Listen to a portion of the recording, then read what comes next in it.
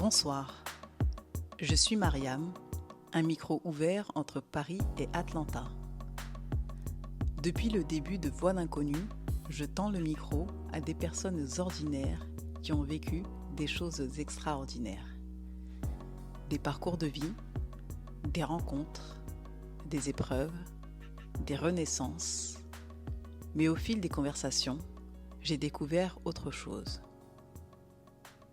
Des histoires que les gens racontent rarement. Celles qu'on garde pour soi. Celles qu'on n'ose pas toujours partager à voix haute. Les doutes, les blessures, les regrets, les rêves abandonnés, la solitude, la peur de ne pas être à la hauteur, la difficulté de trouver sa place. Alors aujourd'hui, j'ai envie de vous proposer un nouveau rendez-vous. Un rendez-vous plus intime, plus personnel. Chaque semaine, je vous raconterai une histoire. Une histoire inspirée de confidences, de rencontres, de fragments de vie. Parfois, ce sera l'histoire d'un homme, parfois celle d'une femme, parfois celle d'un ami, parfois plusieurs histoires mélangées en une seule.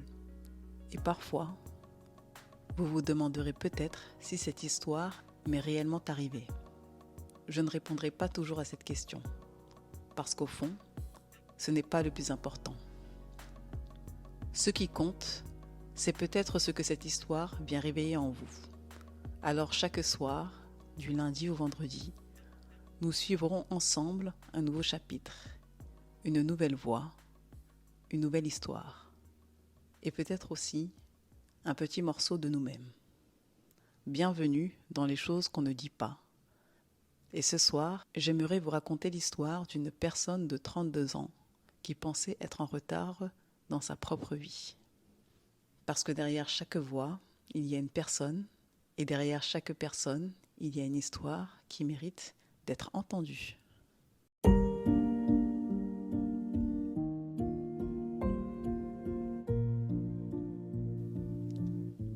Bonsoir, je suis Mariam, un micro ouvert entre Paris et Atlanta. Et ce soir, j'aimerais vous raconter une histoire que quelqu'un m'a confiée, ou peut-être pas. Après tout, certaines histoires appartiennent à plusieurs personnes à la fois.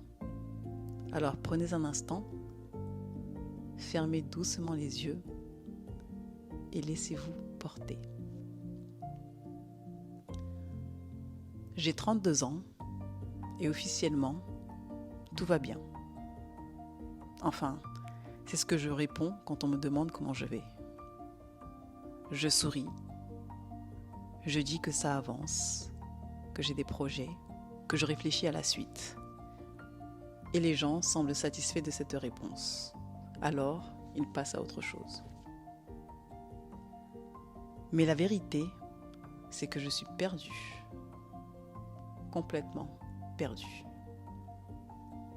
Quand j'avais 18 ans, je pensais qu'à 30 ans, j'aurais tout compris.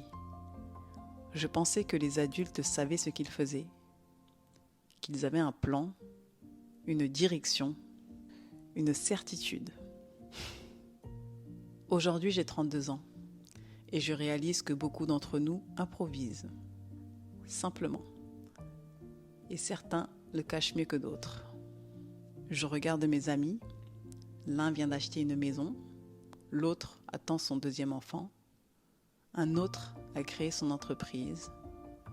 Et moi, je passe parfois une heure entière à me demander quelle décision prendre pour ma propre vie.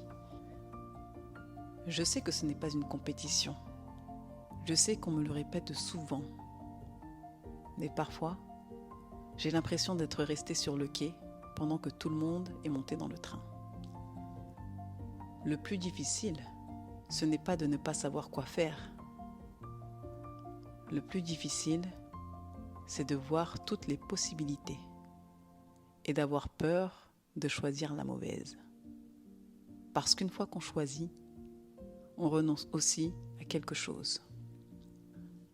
Alors je réfléchis, j'analyse, je compare, je reporte, je réfléchis encore. Et pendant ce temps-là, la vie continue. Parfois, je me demande si je manque simplement de courage.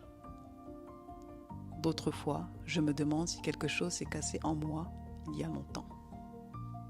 Quand j'étais plus jeune, je rêvais grand, très grand. Je voulais construire, créer, voyager, tomber amoureux, laisser une trace.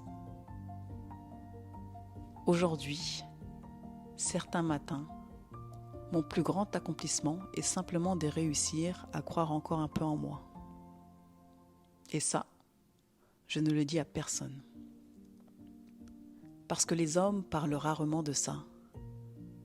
On nous apprend à être solides, à trouver des solutions, à avancer. Mais personne ne nous explique quoi faire lorsque le problème, c'est nous-mêmes. Alors, on devient un expert dans l'art de faire semblant. On répond « tout va bien », même quand ce n'est pas vrai. On répond « je suis fatigué », même quand c'est beaucoup plus profond. Et petit à petit, on finit par croire à notre propre mensonge, jusqu'au jour où quelque chose nous rattrape. Une conversation, un regard, une question. Ou parfois, simplement un soir, comme celui-ci. Un soir où l'on réalise qu'on ne sait plus vraiment qui l'on est devenu. Et ce soir-là, quelque chose s'est passé. Quelque chose d'insignifiant en apparence, mais qui allait tout changer. Ce soir-là, quelqu'un m'a posé une question que personne ne m'avait jamais posée. Une question simple. Seulement 6 mots, et je n'ai pas su répondre. Mais ça, je vous le raconterai demain soir.